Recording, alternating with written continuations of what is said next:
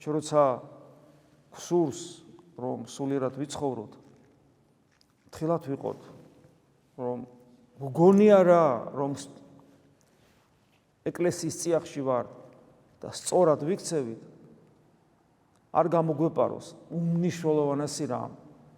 ღვთის სიმართლეს საკუთარი სიმართლე არ ჩავანაცვლოთ და საკუთარი სიმართლით არ ვიფიქროთ და არ ვიაზროვნოთ. ერთ-ერთი პრევენციული ზომა, უმთავრესი უпроსორად პრევენციული ზომა ეს არის საკუთარ ნებასთან მწყრალად ყოფნა. ჩვენი ნება ძალიან ნებელობა ეს არის აქტიური ენერგია ადამიანში. და ის არ გვაცლის ხანდახან დაფიქრებას. ამიტომ ამბობს იაკობ მოციქული, აი ეს იაკობი, რომ სანამ რამეს იტყვი და სანამ რამეს გააკეთებ, ჯერ დაფიქრდი. ენა და საქმე უსწრებს შენს აზროვნებას.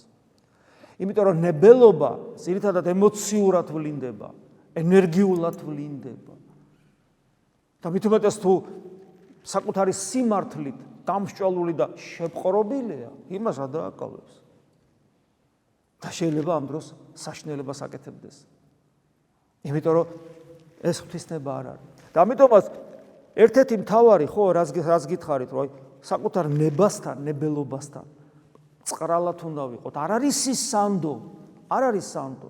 და იმდენად არ არის სანდო, რომ ჩვენ უნდა გავწამდეთ, უпроსორად უნდა გაწამებული ვიყოთ, დატანჯული ვიყოთ საკუთარი ნების არამდგრადობით, უსამართლობით, მზაკვრობით და იმდენად, რომ ჩვენი ერთ-ერთი მთავარი სავედრებელი, ცოცხალი ღმერთისადმი, შვილებრივი სავედრებელი არის ის, რომ შენი ნება იყოს უფალო. აღარ მინდა ეს ჩემი ნება. აღარ შემილია ჩემმა ნებამ დამღუპა, აღარ შემილია შენი ნება იყოს.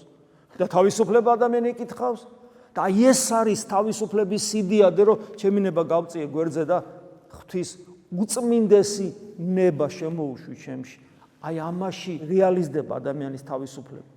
ამისთვის მოგეცა შენ თავისუფლება და არა იმისათვის, რომელი საჭმელი არჩიო და რომელი ბიზნესი აკეთო და ვისთან იმეგობრო და ვისთან არ იმეგობრო და შენი იდეური საქმეები როგორ წარმართო. ამისთვის არ მოგცემია შენ ნება. ამ რაღაცეებს, რაც ჩამოვთვალე. ცხოველებიც აკეთებენ ხანდახან ჩვენზე კარგად. მე ხა არ ჩამოვთვლე ამის დრო არ არის.